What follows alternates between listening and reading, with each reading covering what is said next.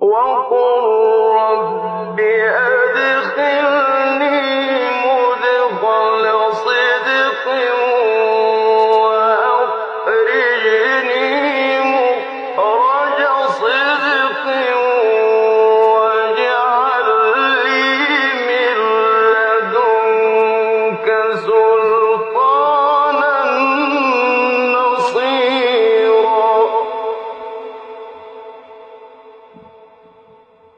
Chers frères et sœurs, nous vivons ces jours-ci la meilleure décade, la meilleure dizaine de jours de l'année en tant que musulmans pratiquants. Il s'agit des 10 premiers jours du mois de Dhu al-Hijjah, ce mois béni, ce mois sacré dans lequel Allah Azza wa Jal a instauré le pèlerinage. Nous savons tous que le pèlerinage représente un des piliers de l'islam, un des 5 piliers de l'islam, pour celui qui a la capacité de l'accomplir. Mais nous savons très bien qu'aujourd'hui, l'occasion d'accomplir le pèlerinage n'est pas facile pour chaque musulman à travers le monde. Il y a énormément de barrières, il y a beaucoup de barrages qui empêchent le musulman d'accomplir ce pèlerinage. D'abord le barrage des moyens financiers, le barrage de la santé, le barrage du travail et surtout le barrage administratif, puisque les territoires sacrés ne peuvent pas accueillir énormément de monde, donc on limite le nombre de pèlerins de chaque pays. Et c'est à travers ça qu'il est légitime de poser une question, de dire comment se fait-il que le pèlerinage représente un des 5 piliers de l'islam. Autrement dit, sans ce pilier-là, l'édifice islamique risque de tomber. C'est cela la définition des piliers de l'islam. Sans ces édifices-là, sans ces piliers-là, l'édifice de l'islam ne tiendrait pas. Comment se fait-il que ce pilier est si important alors que la majorité des musulmans ne sont pas concernés par son accomplissement? Si on compte à peu près un peu moins de 2 millions de personnes qui accomplissent le pèlerinage chaque année, soit 20 millions de personnes chaque dizaine d'années, et même moins, puisqu'il y a certaines personnes qui répètent le pèlerinage 2-3 fois, on remarque que sur la moyenne de longévité des musulmans, comme le prophète sallallahu alayhi wa sallam a dit, les âges des gens de ma communauté sont entre la soixantaine et 70 ans, on va remarquer qu'il n'y a pas plus de 7% des musulmans à travers le monde qui accomplissent le pèlerinage. Donc comment considérer que c'est un pilier principal, important pour l'islam, alors qu'il n'y a que 7% des musulmans qui vont l'accomplir durant leur vie, dans les meilleurs des calculs. La première chose que nous devons comprendre, chers frères et sœurs, c'est que même si la majorité des musulmans n'accomplit pas le pèlerinage, il y a toujours une délégation qui les représente, qui va l'accomplir. Les pèlerins de chaque année sont quelque part les représentants de tous les musulmans à travers le monde. Ils se rapprochent de l'Bayt al-Atiq, de cette demeure sacrée qui est la Kaaba, vers laquelle on dirige nos visages chaque jour, au moins 5 fois par jour. Donc quelque part, ils sont nos représentants sur ces territoires-là. Il n'y a pas un pèlerin sans qu'il ne soit soutenu par les membres de sa famille, sa petite famille, sa grande famille. Il n'y a pas un pèlerin sans qu'il n'invoque pas Allah Azza wa Jal à l'avantage des siens, de sa petite famille, de sa grande famille et de la communauté musulmane tout entière. Les pèlerins, lorsqu'ils s'adressent à Allah Azza wa Jal avec leurs prières, ils englobent tous les musulmans. Ils demandent le pardon d'Allah pour toute la communauté musulmane. Ils demandent la miséricorde d'Allah Azza wa Jal pour toute la communauté musulmane. Ils demandent le triomphe d'Allah Azza wa Jal pour tous les pays et tous les musulmans à travers le monde. Donc quelque part, même si on n'accomplit pas le pèlerinage, nous sommes associés d'une manière indirecte à ceux qui l'accomplissent. Et c'est pour cela qu'Allah Azza wa Jal a instauré la fête de Eid al-Adha. La fête de Eid al-Adha, c'est une des 2 seules fêtes religieuses chez les musulmans. Il y a la fête de Eid al-Fitr, par laquelle on célèbre l'accomplissement du jeûne du Ramadan, qui est un pilier principal de l'islam. Et il y a la fête de Eid al-Adha, par laquelle on célèbre l'accomplissement du pèlerinage, même si ce n'est pas nous qui l'avons accompli, mais bien entendu, il y a toujours une délégation qui l'a accompli. Donc quelque part, nous sommes liés aux pèlerins. à travers certains rituels qu'Allah Azza wa Jal a instaurés pendant cette dizaine de jours. Allah Azza wa Jal parle du pèlerinage en disant: et quand nous indiquâmes pour Ibrahim le lieu de la maison, de la Kaaba, en lui disant: ne m'associe rien et purifie ma maison pour ceux qui tournent autour, pour ceux qui s'y tiennent debout et pour ceux qui s'y inclinent et s'y prosternent. Et fais aux gens une annonce pour le Hajj. Ils viendront vers toi à pied et aussi sur toute monture, venant de tout chemin éloigné pour participer aux avantages qui leur ont été accordés et pour invoquer le nom d'Allah au jour fixé, sur la bête de cheptel qu'il leur a attribuée. Mangez-en vous-même et faites-en manger le besogneux misérable, puis qu'ils mettent fin à leur interdit, qu'ils remplissent leurs vœux et qu'ils fassent les circuits autour de l'antique maison, la Kaaba en l'occurrence, jusqu'à ce qu'Allah Azza wa Jal dise à la suite de ces versets: voilà ce qui est prescrit, et quiconque exalte les injonctions sacrées d'Allah s'inspire en effet de la piété des cœurs. Nous sommes concernés indirectement par le pèlerinage, même s'il n'y a que maximum 7% des musulmans qui vont accomplir le pèlerinage dans leur vie. Chers frères et sœurs, la première manifestation et le premier objectif de l'accomplissement du pèlerinage, c'est que le musulman montre sa soumission complète à Allah tabaraka wa ta'ala. Il suit d'une manière aveugle ce que Allah tabaraka wa ta'ala lui a prescrit. Nous savons très bien que le pèlerin va accomplir plusieurs rituels variés, divers et variés et multiples, mais il ne connaît pas forcément leur objectif. Pourquoi ils ont été instaurés? Quelle est la sagesse derrière leur application? Il sait qu'il doit obéir au doigt et à l'œil à Allah tabaraka wa ta'ala. Si Allah Azza wa Jal a instauré ces rituels de cette sorte, c'est que je dois lui obéir. Il ne peut choisir pour moi que ce qui est meilleur. Et à ce moment-là, le musulman n'utilise pas forcément sa raison. Allah Azza wa Jal lui a demandé de tourner autour de Kaaba 7 fois, donc il ne va pas demander pourquoi 7 fois et non pas 6 ou 8. Il lui a demandé de tourner d'une certaine manière, en mettant la Kaaba à sa gauche. Il ne va pas dire pourquoi je ne dois pas tourner dans le sens inverse, c'est-à-dire dans le sens des aiguilles d'une montre. Allah Azza wa Jal lui a demandé de faire des allers-retours entre Safa et Al-Marwa, donc il ne va pas demander pourquoi. Il va essayer de chercher quelle est la hikmah, quelle est la sagesse, mais il n'est pas obligé de savoir ce qu'est exactement le hikmah. Il lui a demandé d'être à certains endroits à des moments bien précis, donc il est là. Il doit passer certaines nuits à Mina, donc il va accomplir, c'est-à-dire cette obligation. Il doit passer une nuit à Muzdalifa, il doit obéir, il doit jeter des pierres avec un nombre bien déterminé à des endroits bien déterminés, il va obéir. Pourquoi? Parce que c'est Allah Azza wa Jal qui lui a demandé de faire. Donc tu appliques, et ensuite tu demandes j'essaie de comprendre quelle est la hikmah derrière l'instauration de ces rituels. Omar ibn Khattab radiyallahu anhu, lorsqu'une fois il a voulu embrasser la pierre noire, il a parlé à la pierre noire en disant: Wallah, je sais pertinemment que tu ne me donnes ni bien ni mal. Tu ne me procures aucun bien et tu ne me provoques aucun mal. Et si ce n'est que j'avais vu le prophète sallallahu alayhi wa sallam t'embrasser, je ne t'aurais jamais embrassé. Que veut-il dire par là? Il voulait dire que l'islam nous a appris d'utiliser notre raison. Souvent, on ne fait pas les choses d'une manière bête, comme certains le font, lorsqu'ils adoraient des statuettes qu'ils fabriquaient eux-mêmes, ou lorsqu'ils accomplissent certains actes rituels qui n'ont aucun sens, qu'Allah Azza wa Jalla n'a pas légitimé. Donc il a dit: je sais qu'une pierre ne m'apporte rien comme bénéfice ni de mal. Mais c'est par obéissance à Allah Azza wa Jal et par imitation de ce que le prophète sallallahu alayhi wa sallam a fait que je suis en train de l'embrasser. Ça veut dire quoi cette parole? Ça veut dire qu'hormis ce qu'Allah Azza wa Jal nous a instauré, ou ce que le prophète sallallahu alayhi wa sallam nous a instauré, le musulman est censé utiliser son intelligence. Il est censé tamiser tout ce qui se présente devant lui pour dire: voilà, est-ce que je fais cette chose ou pas? Et c'est là où il doit utiliser la raison.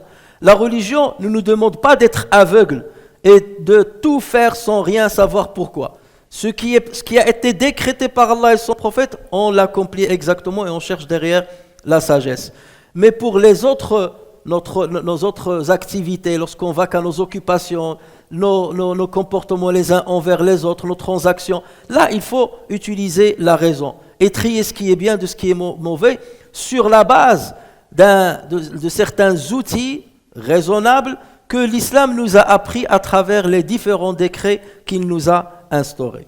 Donc ceci nous montre que l'islam établit un équilibre entre la soumission aveugle et l'utilisation de la raison. Al-Sharia, la législation de Dieu, ce que Dieu a instauré éclaire la raison humaine, mais la raison humaine ne peut pas tout cerner. Elle ne peut pas tout cerner. Et à partir de là, le musulman accomplit sa religiosité conformément à ce qu'Allah Azza wa Jal a voulu. Et l'expression orale par laquelle on manifeste cette soumission, c'est la talbiya. Nous savons très bien que lorsqu'on veut accomplir le pèlerinage ou l'umrah, après l'ihram, après l'entrée dans la sacralité, dans la sacralisation, lorsqu'on rentre dans l'état de sacralisation, on commence par talbiya. Labbaik Allahumma labbaik, labbaik la sharika laka labbaik, innal hamda wa ni'mata laka wal mulk, la sharika lak.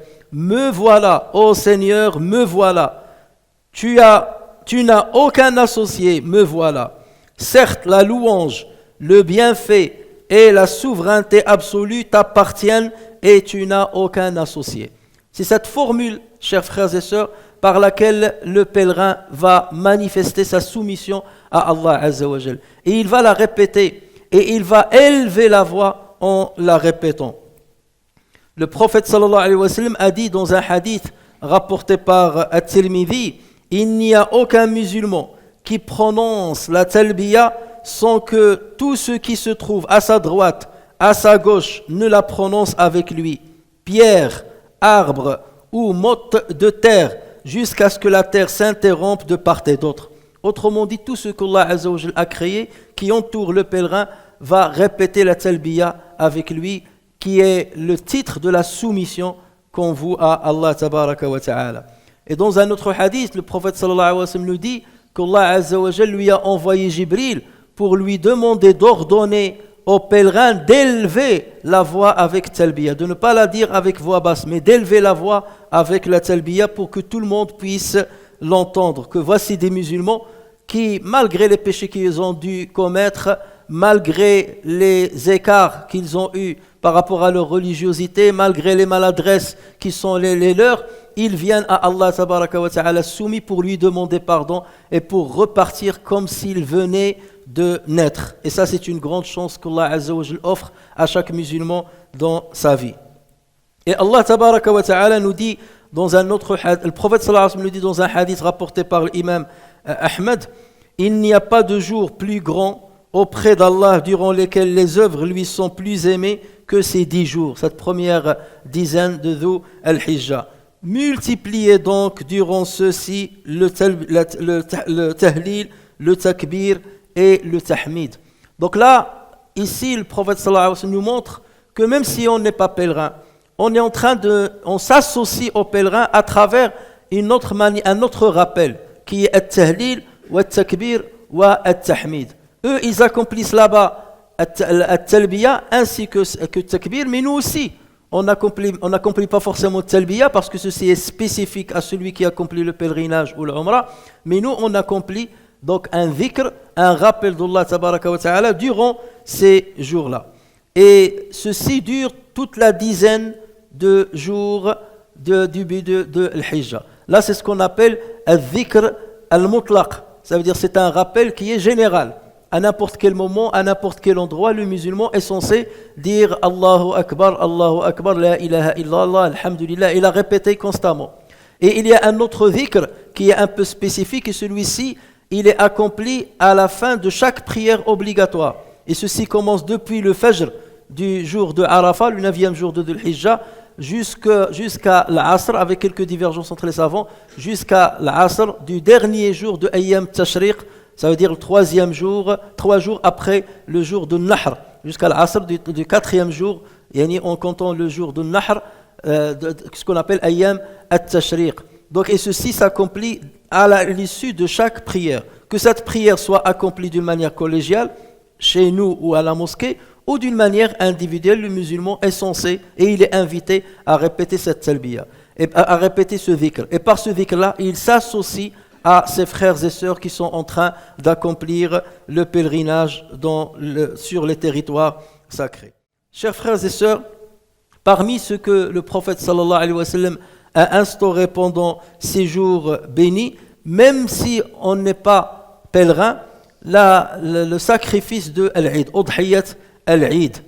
Quant au pèlerin qui a accompli l'Umrah, qui a rassemblé l'Umrah et le pèlerinage, lui, il présente l'offrande, l'hadi, il présente l'offrande, donc il sacrifie un animal. Et nous aussi, même si on n'est pas pèlerin, on sacrifie un animal, même si on est chez nous. Donc quelque part, voici une participation des musulmans, ou bien une solidarité entre les musulmans qui accomplissent le pèlerinage et ceux qui n'accomplissent pas le pèlerinage. On mime quelque part et d'une manière différente ce qu'ils font sur les territoires sacrés. Le prophète sallallahu alayhi wa sallam a toujours respecté le sacrifice de Al-Udhiyya tant qu'il était à Médine. Il l'a fait 10 ans durant, sauf l'année bien entendu, il a accompli le grand pèlerinage, là il a fait Al-Hadi. Mais le prophète sallallahu alayhi wa sallam a toujours sacrifié Al-Udhiyya le jour de l'Eid. Et pour montrer qu'il s'agit d'un rituel important, qu'il convient de respecter, il ramenait ses moutons, il les ramenait dans le Musalla, à l'endroit où il allait accomplir la prière de l'Eid.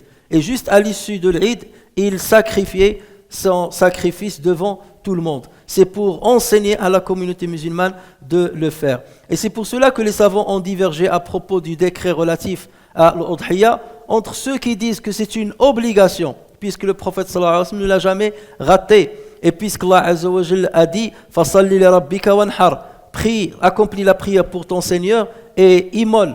Et donc certains ont considéré que c'est un appel divin à tous les musulmans, en tout cas à tous les chefs de famille des musulmans, parmi les musulmans. Et certains ont considéré que c'est une sunna vivement recommandée, c'est une sunna, et c'est pour cela qu'on rapporte que Abu Bakr as-Siddiq et Omar ibn Khattab, il leur est arrivé de ne pas l'accomplir pour ne pas mettre les musulmans dans la gêne et leur expliciter le fait qu'elle est seulement une recommandation et non une obligation. Mais nous autres musulmans, et surtout dans les pays européens, nous ne devons pas perdre cette pratique-là, nous devons nous efforcer à l'accomplir, et même si on ne peut pas l'accomplir ici même, il convient de l'accomplir dans un autre pays et de l'offrir à des familles qui sont pauvres, pour bénéficier du bénéfice qu'Allah Azza wa Jal a apprêté à tous ceux qui l'accomplissent. Et Allah Azza wa Jal d'ailleurs dit au prophète sallallahu alayhi wa sallam, dit « Qul inna salati wa nusuki wa mahyaya wa mamati lillahi rabbil alamin » dit en vérité, ma salat, nusuki, certains savants on considère nusuk comme dhabiha, comme le sacrifice. Et d'autres disent que nusuk c'est tous les rituels qu'on accomplit. Donc nusuki, pour ceux qui considèrent que c'est dhabiha, donc inna salati, ma prière, nusuki, donc ma dhabiha, mon sacrifice, wa mahyaya et ma vie, wa mamati et ma mort appartiennent à Allah, Seigneur de l'univers. Et donc vous voyez encore une fois que nous participons avec les pèlerins dans l'accomplissement de certains rituels, même si on n'est pas sur les territoires sacrés. Et le prophète sallallahu alayhi wa sallam a dit à propos de dhabiha, dans ce qui a été rapporté par Tirmidhi, le fils d'Adam n'accomplit le jour du sacrifice aucune œuvre plus aimée d'Allah que le fait de verser le sang de la bête sacrifiée. Celle-ci viendra certes le jour de résurrection avec ses cornes, ses sabots et ses poils, et le sang est agréé par Allah avant même qu'il ne touche la terre. Accomplissez donc ce sacrifice de bon cœur, dit le prophète sallallahu alayhi wa sallam. Accomplissez-le de bon cœur. Lorsque le musulman achète le sacrifice, il le fait de bon cœur. Il ne se considère pas comme en train de perdre son argent, mais au contraire, il considère qu'il est en train d'investir son argent. Il est en train de manifester sa reconnaissance envers Allah tabaraka wa ta'ala et sa solidarité envers les pauvres qui vont bénéficier d'une partie de ce sacrifice. Et c'est ainsi que nous devons accomplir ce rituel. Et la dernière chose avec laquelle, ou une des choses par lesquelles on est solidaire avec les pèlerins, c'est le jeûne du jour de Arafat, le 9e jour de Dhu al-Hijjah. Alors que les pèlerins sont debout dans le territoire de Arafat, en train d'invoquer Allah Azza wa Jal depuis le zénith, depuis que le soleil est au zénith jusqu'au coucher du soleil, nous on passe la journée à jeûner. On passe la journée à jeûner par solidarité avec ces pèlerins qui sont en train d'invoquer Allah Azza wa Jal pour nous, de demander le pardon d'Allah Azza wa Jal à notre faveur. Donc on est solidaire avec eux. Ils accomplissent des rituels là-bas, nous accomplissons aussi des rituels ici. Et le prophète sallallahu alayhi wa sallam a dit dans un hadith rapporté par Muslim, le jeûne du jour de Arafat, j'espère d'Allah qu'il expie les péchés de l'année qui précède et de l'année qui lui succède. Et je demande à Allah Azza wa Jal, et la demande du prophète sallallahu alayhi wa sallam est exaucée, je demande à Allah Azza wa Jal que toute personne qui jeûne le jour de Arafat soit expié des péchés qu'il a commis l'année d'avant et qu'il soit expié des péchés qu'il va commettre l'année d'après. Donc profitons de ce hadith-là pour jeûner le mardi prochain en espérant qu'Allah Azza wa Jal nous comble de sa miséricorde et en demandant à Allah Tabaraka wa Ta'ala d'agréer les rituels accomplis par les frères et nos sœurs pèlerins qui sont sur les territoires sacrés.